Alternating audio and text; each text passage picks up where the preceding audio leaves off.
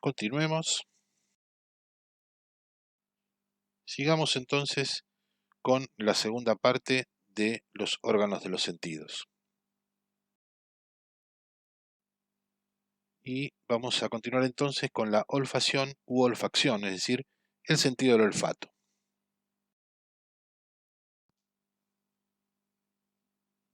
Bien, y aquí vemos si en esta representación, en este corte, cómo las cavidades nasales, revestidas por esta membrana, que es la membrana pituitaria, ¿eh? son las encargadas de recibir las partículas odoríferas, que son las partículas que producen el olor, y con el moco que esta membrana segrega, permitir que estas partículas se adhieran a estos cilios, a estos pelitos pequeños, diminutos, que salen de los nervios olfatorios y que penetran en la cavidad nasal a través de la membrana cribosa del etmoides, de esta membrana que está perforada, multiperforada, la parte horizontal del etmoides, y de allí estas partículas odoríferas estimulen a estos cilios para generar el impulso nervioso hacia el bulbo y los nervios olfatorios y hacia la corteza que lo va a interpretar. Nosotros tenemos más o menos unos 20 millones más o menos, ¿sí?, de cilios en las fosas nasales y nos permiten percibir infinidad de, de olores.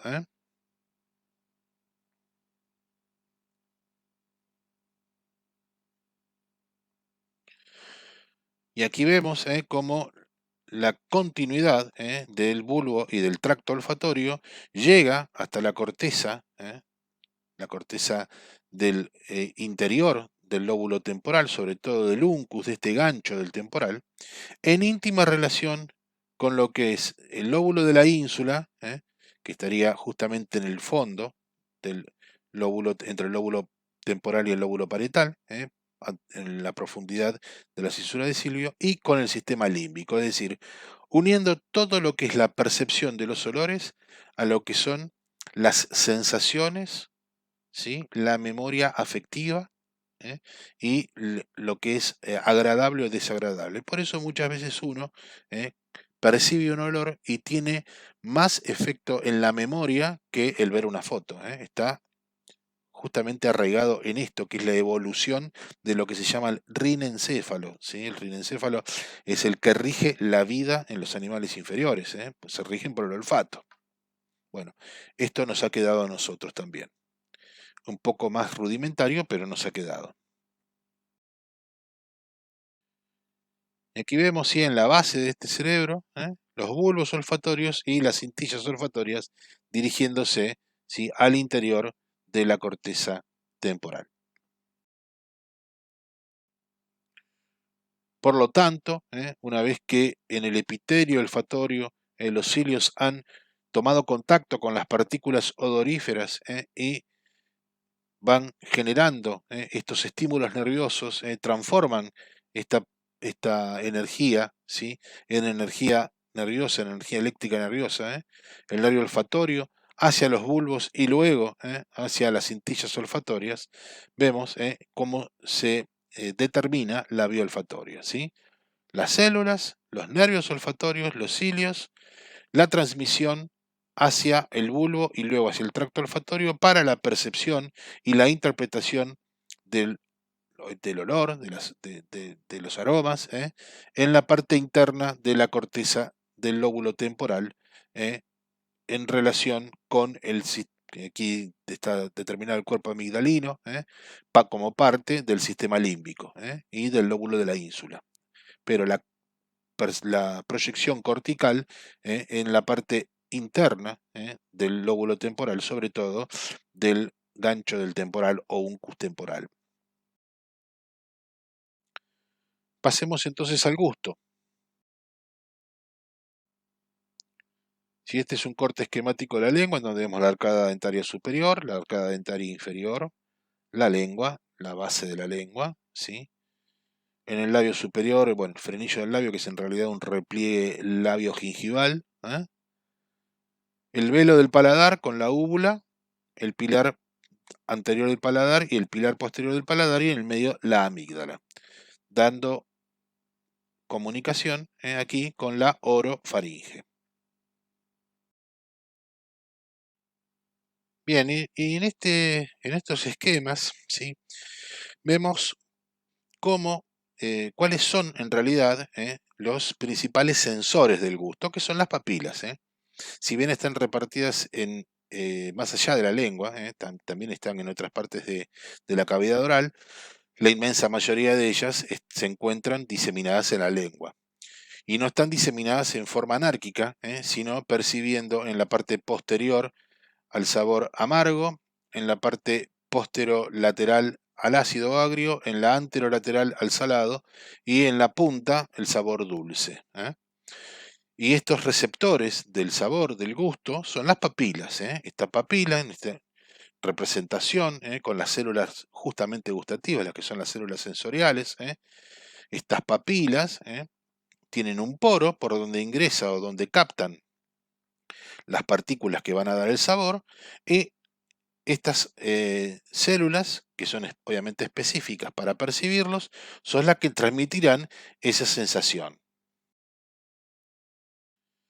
¿Y cómo la transmiten? Bueno, el sabor, el sentido del gusto, tiene 4 nervios que nos ayudan a percibir los sabores. Tiene el nervio neumogástrico a través del laringio superior, el décimo par, el nervio vago, el nervio glosofaríngeo, ¿sí?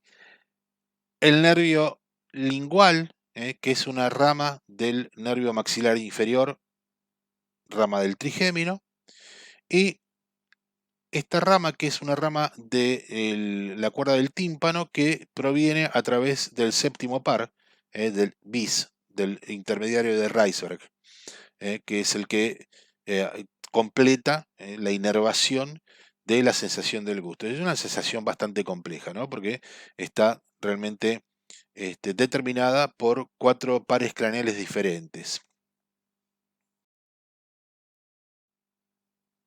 Bien, y entonces así quedaría conformada la vía gustativa, a través del nervio laringio superior, que es una rama del décimo par, del vago neumogástrico, del nervio glosofaríngeo, ¿sí? Del intermediario de Reisberg, el 7 bis, a través de la cuerda del tímpano, y del nervio maxilar inferior, que proviene del nervio lingual, nervio maxilar inferior, que es una de las ramas, de las 3 ramas del trigémino. Estos 4 pares son los que transmitirían la sensación del gusto, la sensación gustativa, haciendo escala en el puente de Baroli, en la protuberancia, luego al núcleo ventral y posteromedial del tálamo, y por último a la corteza parietal, en el límite inferior de la corteza parietal, por sobre la cisura de Silvio, que es donde se encuentra la proyección cortical del gusto para hacer consciente lo que estamos percibiendo. Y finalizamos esta presentación con el tacto.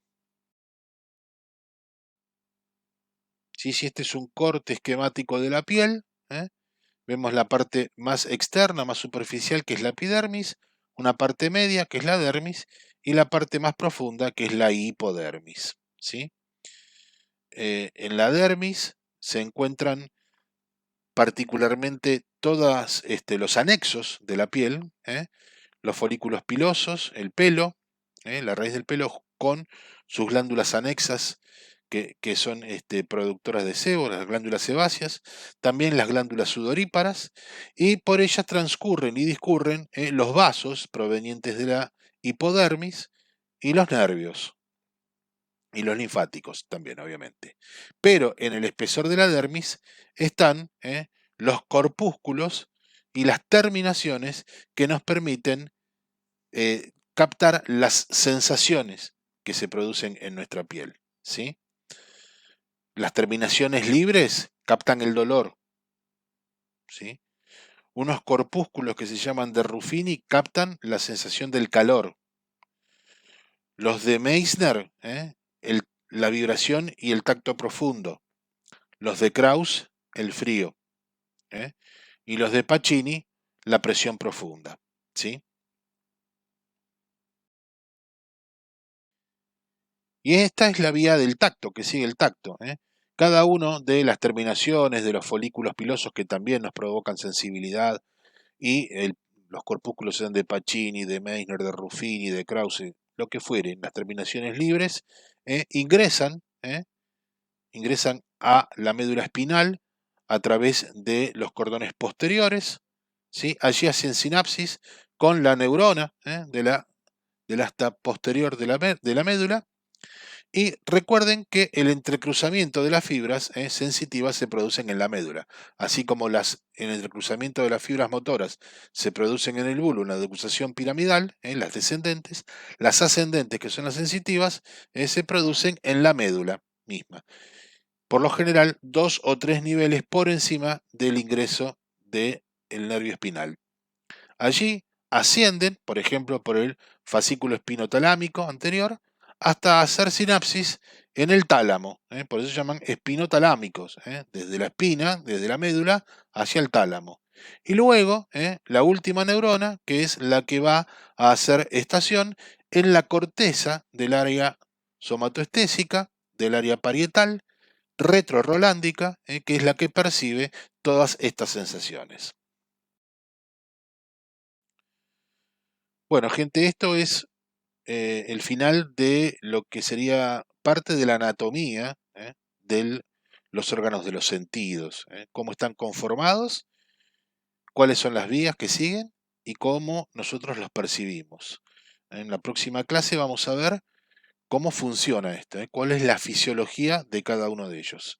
Espero haber sido claro, espero que hayan entendido y bueno, cualquier cosita nos vemos en el foro. Gracias por su atención, hasta luego.